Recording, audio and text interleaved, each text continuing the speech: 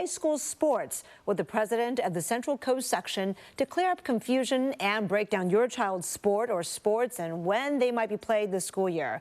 We'll show you also his risk factor rankings for the different sports. But first, Governor Gavin Newsom today granted an exception for salons and barbershops. They can operate outdoors now, even if their county is on the state's watch list.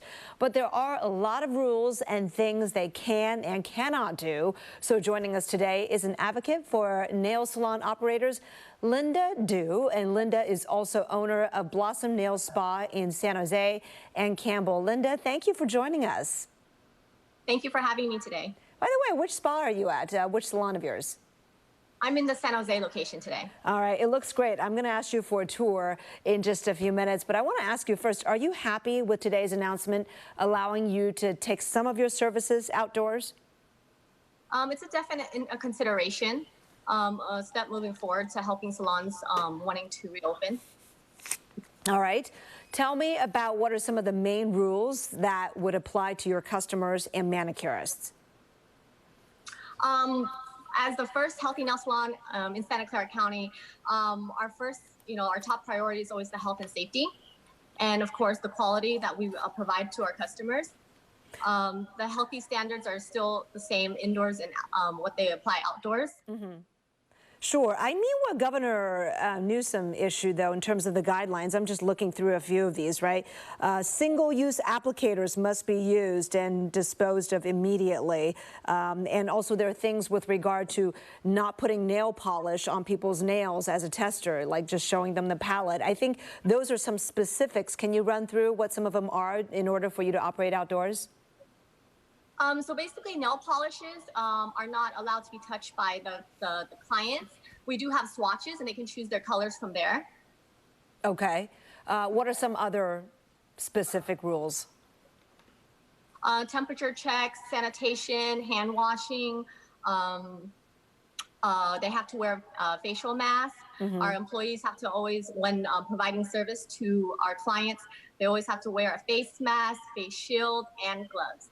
Okay, and also pedicures done outside shall be limited to portable tubs and bowls and must be disinfected with a specific disinfectant. Are those all things that you think are doable, realistic, or not? I think they are doable, but then again, I have to talk to my team and really kind of figure out the logistics of how we're going to do all of this, because weather is an issue, the heat is an issue, quality. Because we're trained to do indoors, and this is something new. Mm-hmm. So we just have to really, a lot of training, new training, and learning this new way of doing business now. Well, I know at your salon, I mean, just looking behind you, you have one of those chairs. I think they massage you while you're seated there getting your pedicures, right? Those are not things that you can just take outside, are they? No, we can't, because there's plumbing and draining. All that, so that definitely can't go outside. Okay. But nail tables, yes. Okay, but what about the drying of your nail polish, right? I understand there's some rules with regard to heat. Anything, equipment that gives off heat, that may not be allowed? Linda, can you hear me? Are you there? Uh-oh, we may have lost audio connection. Linda, can you still hear me? Live TV here. All right, it sounds like Linda may not be able to hear me at the moment, so we're going to work on that. In the meantime, I will just let you know that this is an exception that the governor granted to the hair and barber shop industry as well as nail salon industry to try to give them a chance to open. A lot of people are saying, well, you're letting restaurants open outdoors, but why not these services, right? They can't operate indoors, so that means they need to shut down. Is that what it means? So after a lot of lobbying and a lot of advocacy, so he did make this exception. There's stringent rules, though, with regard to what they have to do when they operate outside. Let me know if we have Linda back. In the meantime, I should just let you know that as soon as we get her back, we're going to take you on a tour, because some of these nail salon operators say we've made so much, actually I should say we spent so much money, not we made so much money. They hardly made any money the past few months, but they spent so much money to make these facilities upgrades. And now you're saying you can't operate indoors again, even though you spent tens of thousands making these upgrades. And now you can only stay in business, perform your services if you can do them outside. And I wanted to explore with Linda, can they even do that as well outside, given how much money they spent to beef up the inside, right? Whether it's the plexiglass to separate her manicurist and the customer, and all the other disinfecting stations that she has set up, right? The check-in area to space people out, make sure there are no magazines there as required, all the things to limit the amount of touch. And I'm told we have Linda back on, so let's bring you back. Linda, thank you again for joining us. I hope you can hear me okay now. All right, we do see you, and we're still working on your audio, but do you want to take us for a tour of your salon and show us the improvements that you made to the facilities that I know you told me you spent thousands of dollars doing to keep customers safe? Show us. Sure. We'll start from the outside coming in if you were a customer, okay? Okay. Give me 1 second. So, oops, let me flip. You're good. So outside, of course, we have to have all the regulations and social distancing protocols posted outside. And these are appointments only, contact number, what we need to do before you come in, facial mask required, temperature checks, washing hands, gloves will be provided if needed, and social distancing throughout the salon. Mm-hmm. Once entered, we have a kiosk temperature check for you here to take temperature. And then we have a station here for hand sanitation, mask, disposable mask here. All right, so once you go in, let's see, let's check out your waiting area. So we don't have a waiting area. Okay, all right. And so everything has to be social 6 feet apart. We specifically made our salon so that it's social distance throughout. Mm-hmm. All our spa chairs right here, you can see, are 6 feet apart. Mm-hmm. And we have plastic barriers for the customer so they can sit and do their pedicures here. What about your nail boards, things like that? Are you now using all disposables, the ones that you use to sand people's nails, or, you know, which things are now, equipment-wise, are now disposable only? Anything disposable, like paper files, sanding bands, anything that can be disposable, we use and dispose after one-time use. For any tools and instruments that we cannot dispose of, we have here for each salon, we have 2 autoclave machines. So we sanitize, we clean with soap, disinfect, and then we sanitize with our autoclave machines here that we have. So can I just ask you, how many days were you actually open before you had to shut down again? Our reopening date was the 15th. So on the 13th was when we got notice because we were expanding our San Jose location next door. Mm-hmm. And I can show you guys over there too. But so then we never got a chance. Oh, you never got a chance then? You spent all this money and you never even had a chance to welcome in customers. All right. No. So what are your plans now that the governor says, okay, you can do it if you can do it in this way and outdoors? Do you have the space? Can you take it right outside? Do you have a sidewalk, a patio? That I would have to negotiate and talk to my landlord for approval. So it's something we definitely can consider, but we would have to lay everything out with the landlord. All right, so given all that, how long do you think it might be before you can actually start running your business again? And honestly, are you going to have to furlough everybody and just, you know, are you going to be able to make it work? Great questions. I really don't know. I have a lot of customers already asking me what I'm going to do. Are we going to do outside nails? Safety is our #1 priority, and the quality of our work is important. So I have to take in consideration of all those to actually make this happen. Mm-hmm. All right, Linda, I know it has not been easy, certainly, you know, from all that you've had to cope with and adapt to, and also financially. Hang in there. I certainly hope you will be in business soon outside. I'm getting a lot of comments on Facebook from people saying your salon looks awesome. So hopefully we'll get a chance to visit soon. Take care. Thank you. Thank you so much. All right, nail salons making do, as you know. Right now, the governor has given them the go-ahead if they can do it outside. So that means more adapting, and we'll see how well Linda does with that. When we come back, though, we're going to talk about the future of high school sports and get answers for you on what this means locally now that the state's governing body for high school sports released its new calendar. We'll be right back.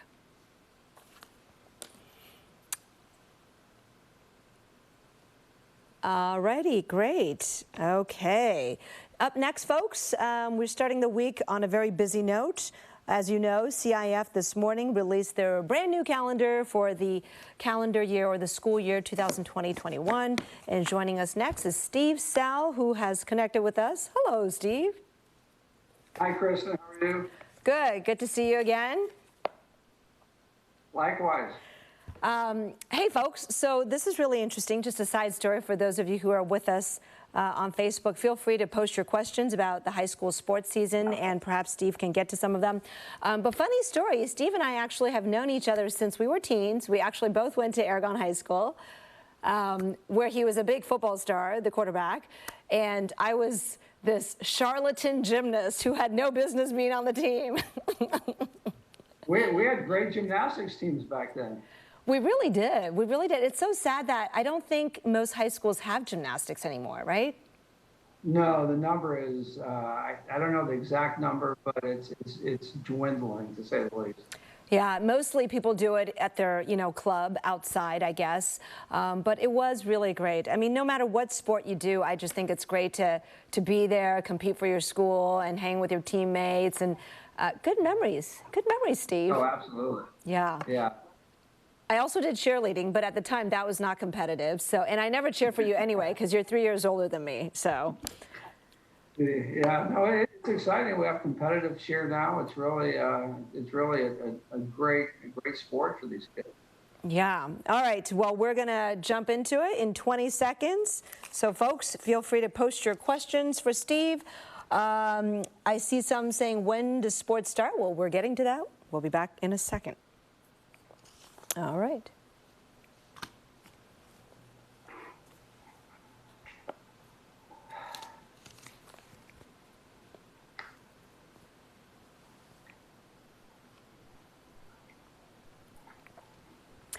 And we're back, folks. Maybe your kid was looking forward to their high school sports season. Maybe it's football or volleyball or basketball, but what will happen to their season now, given the state's struggle against COVID-19? This morning, the California Interscholastic Federation, that's the state's governing body for high school sports, released its revised calendar for the upcoming school year. And joining us to talk about the dramatic changes, the risk factors for different sports, and much, much more is Steve Sell. Steve is president of the Central Coast section, which covers San Mateo down to Monterey County, correct me if I'm wrong, and athletic director at Aragon High School in San Mateo. Welcome, Steve. Thank you. Thank you very much. Happy to be here. All right, so let's get right to it. The CIF calendar hot off the presses here. Looks like no football homecoming game this fall. In fact, nothing will happen this fall. So if you can walk us through the different sports and where they land with this new calendar, Steve. So this is what came out from the CIF, and this is, for clarification, their playoff calendar. And so this is when the state says these are when our playoffs will be held. And if you look, you'll see that they essentially shifted what would typically be the fall sports into December and January into the winter, and moved a lot of what would be winter into the spring. With exceptions. So football, competitive cheer, girls volleyball, cross country, water polo, all move from fall to winter, right? Yeah. Okay. Yeah, and they also took girls golf and girls tennis typically competes in the fall, and they combine that in the spring when the boys play golf and tennis. All right, let's run through the rest of the panels. We have some more sports to show you. Basketball, soccer, wrestling. Steve, those were winter sports. They're now what, early spring? Yeah, well, no, they're spring. Well, there's now really just kind of two seasons. You just have the what kind of a late winter and into the spring. And yeah, soccer's an interesting one, and I'm sure they wrestled, no pun intended, with whether to put that in what are typically the fall sports or down in the spring. And basketball, I think, was I think that was a good decision, relatively easy decision, as volleyball was going to be the other gym sport that plays in what I call now the winter. And moving basketball to the spring made sense because of the gym time use, in addition to the fact that basketball is a little more risky than volleyball. In fact, you came up with a whole risk factor rankings, which we'll look at in our next segment. But I want to ask you, so no sport is just canceled at this point, right? No, there has been no sports canceled. They just, the CIF just moved the dates that they could start. And it leaves the fall wide open. I'm sure we'll touch on this a little bit later. But in theory, if conditions do improve, there probably will be parts of the state that compete in something in the fall. All right. Well, we'll see. But this is, of course, all assuming it's safe to play in those particular areas. But do you think the seasons will all be shorter, like fewer games, for example? Yes. And we're going to look at the playoff calendar tomorrow. We have a CCS meeting tomorrow, and there will be fewer rounds. I surmise of playoffs. There will be, I think the state playoffs will be shorter. I would imagine you're going to be looking at anywhere from 20 to 25% reduction in the number of contests, and you're going to have fewer days to prepare for the season. It's kids are going to have to get ready and in shape pretty quickly. All right. So there are some other changes that came with today's rules that they announced. Can you talk about some of those? Because I know I was getting, emails from friends, as if I would know, like, hey, my kid plays baseball and basketball. Now it's at the same time. What do I do? Can I do both? Or a volleyball friend who said, hey, how's it going to work with club and school season? Because normally you can't play both at the same time. So what's going to happen now? So I'll address the first one. Rule 600 is a rule that basically states that when you're involved, you cannot play at the same time your club sport with your high school sport. And typically that impacts the sport of soccer. It can impact other sports, but it's been soccer in the past. Because they've had to move sports around, they have suspended Rule 600 for this season. And the CIF has a section could put it back in if they want, but I do not anticipate that happening. And it's just, I think, a way to reduce the amount of stress you put on kids and to provide some flexibility. The rule that our local league has had, the Peninsula Athletic League here in San Mateo County, has been that a kid cannot play two sports in the same season. And that it's been suggested, and we're going to propose it at our league meeting, to suspend that rule as well. And that is not a state rule. That is a league rule. Because if you picture, there's some small schools out there, and they only have, they have very few athletes in their school, and so a kid will have to go from the softball field to and run over to a track meet, throw the shot put or high jump and run back. And so I think that'll, if you look at this list of sports, some kids who typically did not have to choose, for instance, between softball and basketball are now put in that position. So at our level, we hope to be able to give those kids a chance to do both of those, if it's possible and if it's safe. Are you reading these Facebook comments as you're talking to me? Because I just got a question about softball and basketball. All right, we're going to take this conversation over to our live stream platforms and be back on air to talk more about what this means for college recruitment and also the risk factors that Steve has devised for the various sports. Be right back. All right, so let's continue this conversation on air. I want to ask you, so what does this mean for athletes in terms of their practice? Since their seasons are postponed, right? Does this mean they go many months without practicing, or can you continue those practices between now and December or whenever their season starts? So this is where it gets really interesting. There's a proposal, and it's going to be discussed at our section meeting tomorrow, and I believe it's going to be approved, that we're operating right now, right this minute, within summer rules, meaning that CIF is dark, for lack of a better term, meaning their teams can practice they can play out a season. And the idea is, I think that those rules are going to be extended into the fall. If December 14th is the new August 7th, if August 7th was the first day of fall practice, December 14th is now that date. And so kids will be able to do some training. Now, obviously, all within county guidelines.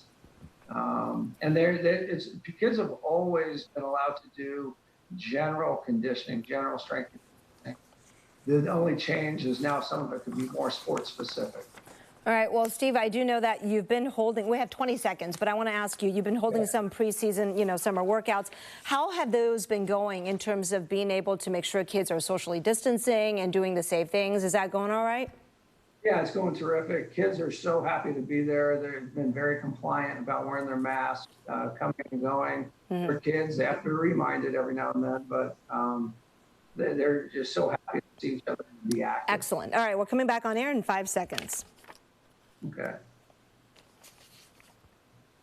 All right, we are back with the president of the Central Coast section and Aragon High School's athletic director, Steve Sell, talking about today's official shakeup of the upcoming school year for California high school athletes.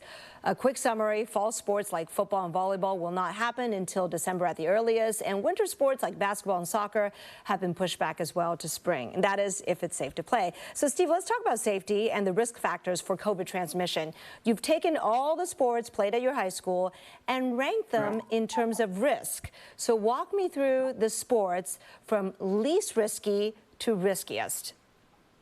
So if you look at it, you take into the factors, the NFHS came out with a list of rankings. It was good. It's a good starting point. It wasn't perfect. There's obviously room for debate on a lot of those. And then took 3 factors: the ability to social distance, the ability to reduce droplets, and the ability to reduce surface transfer, and assign a number to them. And so at least when we're making these decisions, we have something to go by.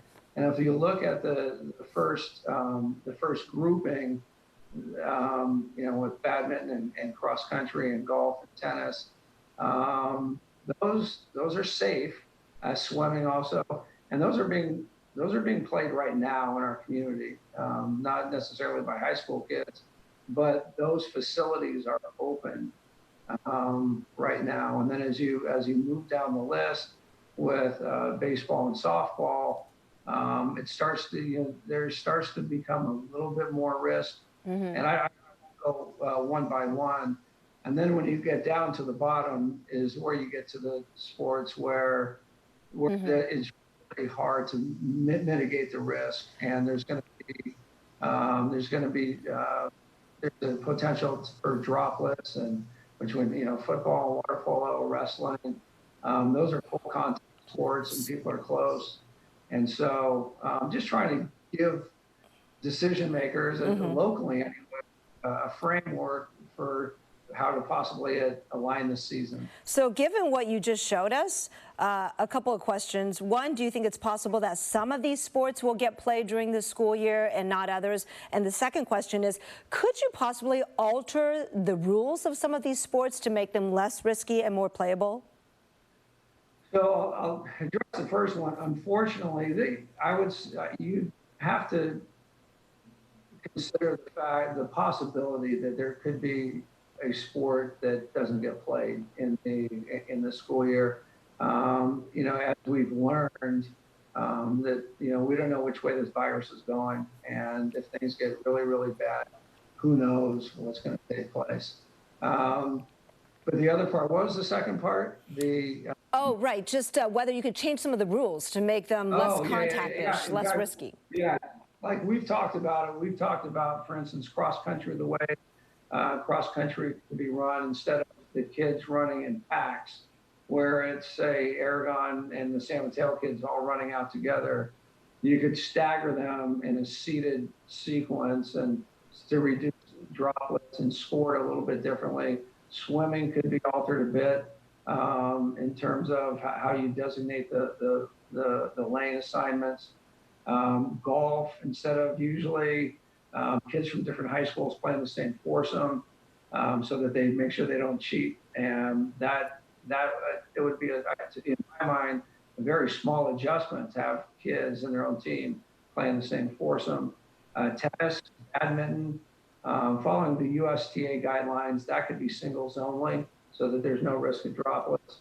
And there's a fine line between making adjustments to school and to sports without changing the complete nature of the sport itself. Sure. No, that is true. What about smaller rosters? Is that a possibility? Yeah, that's a definite possibility, and that becomes very hard on the logistical part of it. If you look at a swim team, discussion with somebody in the Santa Clara Valley, and they scoffed at the idea of swimming in the fall because, if you're working with 15 cohorts of 12, that has been some language being used. You're talking about 4 teams, JV and varsity on with both genders, getting up to 48 kids. And he says, wow, we have 80 kids on our roster. And so all of these scenarios, whether it's roster size, transportation to and from games, how games are played, they're all going to need modification. If you can see, the seasons have already been changed. So people have to be really open to some type of changes so that the kids get some type of athletic experience. All right, and I know how important you think athletic experiences are to teens' development, so I'm going to try to make it happen if it can be done safely. So remind us again, tomorrow, CCS, which is, covers the area from like San Mateo County down to Monterey County, essentially. Are you guys going to decide your calendar for the school year tomorrow, and are you likely to just follow the CIF recommendations, or could it look a little different? I haven't heard anything to indicate that we're going to be different from the CIF, but it's a big section. I haven't talked to the people, all the people on the executive committee that they'll be the ones voting. All right. To make. Well, Steve, that's all the time we have on air. Teaches me something about asking such long questions. Ate up all your time. Let's continue this conversation on our live streams and be right back.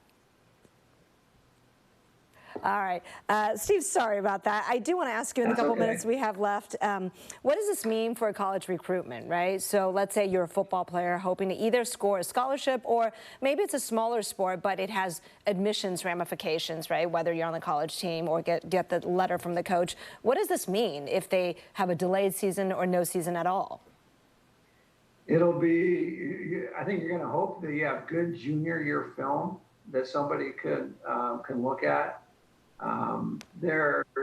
It's going to be really hard for a kid who, in terms of football recruiting that I'm most familiar with, a lot of those decisions are based after their junior year. And if a college hasn't decided on a kid by then, they rely on that senior year film. And so that part is going to be really interesting if Letterman 10th Day falls right in the middle of football season. The other sports, I feel badly for these kids because a lot of these sports they're recruited based on what they do during the summer, and in terms of and the fall, like fall ball and club volleyball and there's some showcases for baseball, basketball, and other venues, and they haven't even had those yet, and so it's the people working at it. Same thing within college admissions, right? They're going to be looking at possibly kids with no SAT scores, no ACT scores, and kids who have credit, no credit, or on their transcripts. And so college admissions is kind of in that same situation where they're going to have to struggle to evaluate kids. Yeah. I know there may have to be some guesswork or just kind of betting on your instincts or something. It's a whole new world. Well, Steve, it's good to talk to you again. Keep us posted on what happens tomorrow, okay? I will. Thank you. Take care. Go Dons. Go Dons. All right, coming back on air in 3 minutes or 3 seconds. All right, we're back. Thank you so much for joining us for today's interactive show, Getting Answers. We heard from a nail salon owner who echoed what a lot of owners are saying, that they spend a lot of money to modify. Now they have to modify again to make their salons work outdoors. All right, we'll see you again tomorrow at 3 o'clock right here. Take care.